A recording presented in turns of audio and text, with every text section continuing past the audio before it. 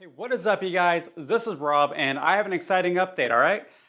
After a very lengthy period of time, I have finally acquired my CCW license in the state of California. Now, here's the thing. It definitely took a while, so I want to use this video to go over essentially what were the steps I took, how long did it take, and also how much did it cost? And as well as also, of course, the rationale behind why I wanted to get a CCW, especially in a state that is definitely the opposite of being firearm friendly. And I will also be talking about the firearms I will be having on my CCW license. First off, why? Well, because it's in my Second Amendment right to own a firearm, but also because I would much rather carry a firearm and never need it rather than need it and not have it, you guys. Of course, this also does mean I will be staying very diligent in my firearm training. I want to make sure that if, God forbid, the situation ever arises where I do need to pull out my firearm, I do have the proper training to use it. Because remember, guys, when you have to pull out a firearm, there's a decent chance it's not just going to be you and whoever's trying to cause you harm. There might be innocent people around, and you want to make sure your training has essentially gotten to the level where you are putting as few innocent people at risk as possible. Whether this is just making sure that you are, of course, being aware of what is behind your target, or making sure that you're accurate enough with your firearm that you don't miss and again hit an innocent bystander. So do keep that in mind, you guys. How long did it take me to get my CCW? It took me almost 2 years. You know, the county I'm in, you, they were just significantly backlogged, and from what I can understand, they only had one person processing the CCWs. So of course that meant it took forever. So I did write down how long it took as well as the cost. So let's go through this list, guys, and tell me what you think. So first off, September 2023, that's when I first applied. That cost me $100. Because this is through the county, I applied on my sheriff's local page. So after I applied, it was actually kind of funny because I thought, oh, I should really try to get the firearms I want to have on my license, ASAP, right? Because they might call me any day now. That didn't need to be the case because I got finally some sort of recognition that I submitted anything. March 2025. So more than a year, I heard nothing. And all of a sudden, I finally got a notice to go ahead and proceed with a live scan. All right, so that cost me $30. Live scan was easy. I just went to the local post office that does live scans, did that. A few days after I submitted live scan, I did then acquire notice to book my CCW interview. So this was at the sheriff's office. It was more just, I think they just want to kind of get a feel of me, why I want to carry, which I just said, personal protection. They also just want to be sure that the firearms that I did put on my initial application are still what I wanted. I actually had some changes. When I first submitted the application, it was a Glock 19 and a Ruger LCP2. I no longer had either of those. So due to that, I did have some different firearms for her to put on. Of course, I could still change at any time, so we'll get more into that. So after that, let's see, I had the interview. And then a week later, I did get the email, this was still in March, that it was time to book a psychologist. So the psychologist meeting ended up being a month later. So that was towards the end of April 2025. That psychologist cost me $415. So it's starting to add up, you guys. Psychologist meeting was, of course, just a mental check. I did do a multiple choice questionnaire first, and then I met with her. It was about an hour long interview. Nothing too out of the ordinary. She did give me a 3-word phrase. It was like something like apple, train, cucumber, something like that. And throughout the interview, she would ask me that. Apparently, that's how they can tell that you don't have, I guess, some sort of memory things going on or dementia, that kind of stuff. But everything went fine. She did, of course, also ask me why did I want a firearm.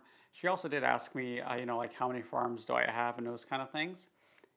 And it went fine. I was a little bit nervous. I'm not gonna lie. I kind of was thinking, okay, I hope that nothing I say here is gonna make her think, okay, this guy shouldn't have it. But I guess everything went fine. Because 2 weeks later, so again, this was beginning of May, I was given the notice to book a firearm course. So here in California, you have to take a firearm course if you want to acquire your CCW license. The standards are always changing, so I'm not really going to talk too much about the current standards. I think it's like 16 hours or something. So for me, what I had to do was I had to book a course where it was one, an in-class session, and then the second half they did a Zoom session, which was nice. The in-class session in person, that was about 8 hours. The Zoom was supposed to be about 8 hours. We ended up getting it to like 4 or 5, and then the actual shooting test. So that cost me another $415. That's around the average around here. So it's, guys, again, it's adding up. We're already at almost a grand here. So in-person course, it was fine. It was interesting. It was a good group I did the course with. I also chose them because they actually operated out of a range that was about 15 minutes away from me, so that worked out. So I went ahead and did the course on the Zoom. The shooting test I did towards the end of June.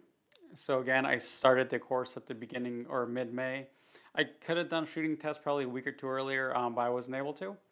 The shooting test was essentially hitting a standard target from 5 yards away, 10 yards, 15, 20, 25 yards away. I had to fire, if I remember correctly, it was 5 shots at each baseline essentially, with each firearm I wanted to qualify in. I'm not going to lie, 25 yard got a little bit challenging for one of my firearms. We'll talk about that in a little bit, but I was able to pass. So after that, a week later, I did submit the certificate that proved that I passed the class to the sheriff, and then I got the notice to pick up the license of just a few days ago. So I will be picking up the license actually this Monday, and that is going to cost me another $100. So overall, guys, it took quite a bit of time. From the beginning of the application, again, September 6th, 2023, to picking up the license on July 21st, 2025, that is almost 2 years, you guys. That is absolutely insane. And over $1,000 altogether. And that's not counting the range time to practice and the ammo. I have both a 9mm and 380 on the license. So overall, I'd add another $200 to $300 on top of that. That makes acquiring your CCW in California very expensive and a very lengthy process. Now, it is my understanding that it has quickened up a little bit. Back then the way it was no matter what city you were, you had to submit your interest for CCW with the county. Apparently, a few months ago, or I want to say last year, but it didn't really start rolling out till the beginning of this year. It was finally deemed that whatever city you're in, that city's police department should be the ones to process your CCW. So apparently that's making it move a lot faster nowadays, especially if you're just submitting right now to your city. For me, I wasn't that lucky. I'm also in an unincorporated area, so I have to stay submitting to my county. So that's just the way it works. So overall, quite a lengthy process. We have had a few laws that make it a little bit harder now to even carry around here.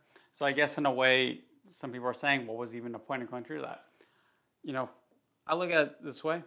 Those laws that they're instituting, they're trying to deter me from exercising my 2A rights. So I don't care. I'm going to exercise my rights. You can go ahead and try to put up even more rules and all that. Fine.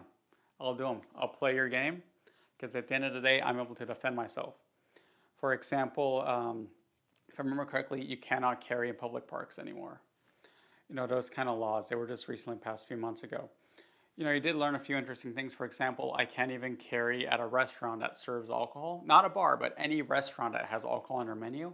I'm not supposed to carry around.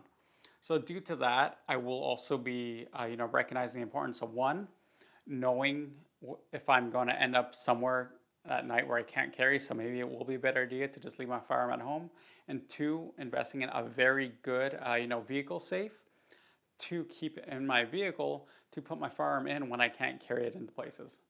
Especially if it's like a government building, for example, it's always been a big no-no here in California to carry in one. So we'll just see where that goes. Now for the second question, which is what will I be having on my CCW license?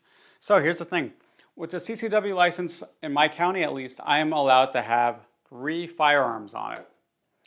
I only have 2 of the 3. I'm looking for a compact, firearm to have on it. It's either going to be a Walther PDP compact H&K VP9 or a Glock 19 Gen 5. I'm kind of deciding which one right now still. My Biggest thing is really, I don't know how they feel. Or at least I've shot a 19 Gen 5, but I don't really know a lot about the PDP Compact or the VP9 other than I just always thought they seemed like very solid platforms to try. For me, part of the fun of buying new firearms is trying new things.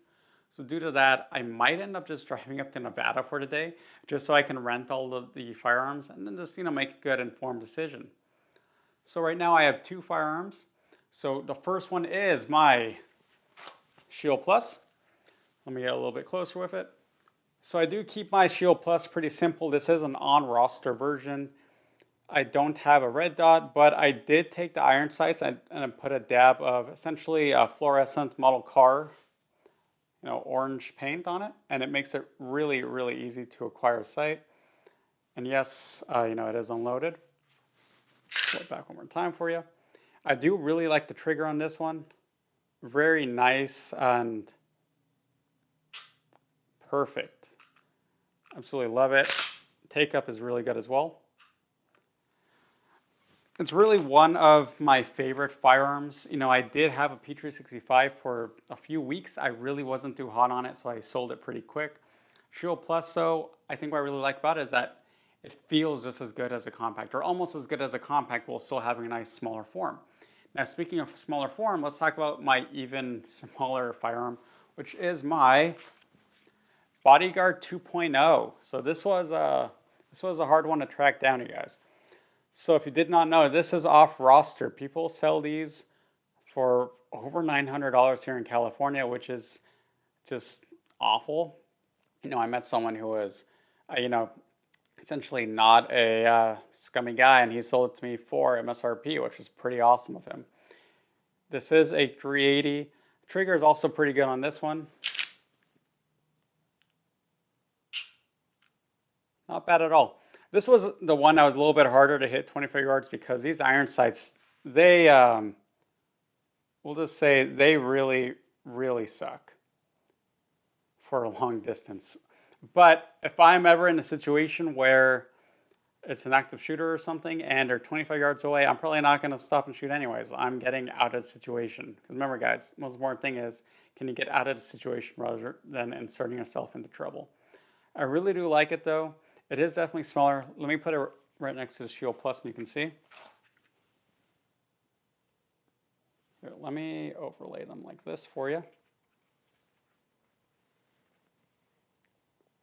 That should give you a pretty decent, there we go. Look at just how much smaller it is. But definitely pretty solid. If you didn't know, I do also have an M&P 2.0 full size, so I've pretty much gone full Smith & Wesson right now. I don't want to get the M&P 2.0 compact because, well, again, I already have an M&P 2.0, so I want to try something new. These are both, in my opinion, very, very solid firearms for CCW, and I am definitely looking forward to finding, my third one. It is also important to remember that you don't need to have a CCW to defend yourself. While it is a very effective way, you could also do a few other things. For example, stay physically in shape. You're in shape, it's going to let you run farther, it's going to let you fight for longer.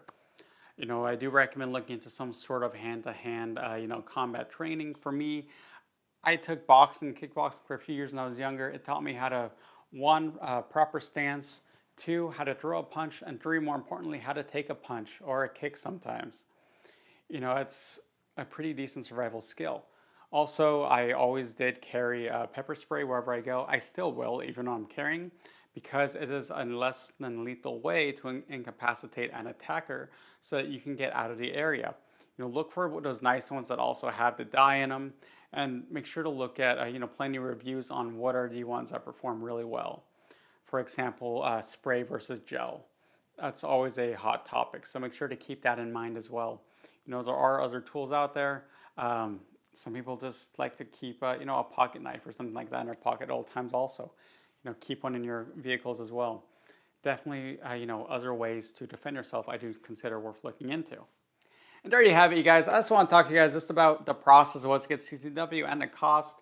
20 months and over $1,000. Pricey. To me, it was worth it. Is it worth it to you? Let me know down below, you guys. Let me know what you think of the process of getting a CCW in California. If you're out of state, let me know what you think about our process to get a CCW, guys. I always love using my videos for discussion, so let me know. And with that, guys, this is Rob, and have a good one.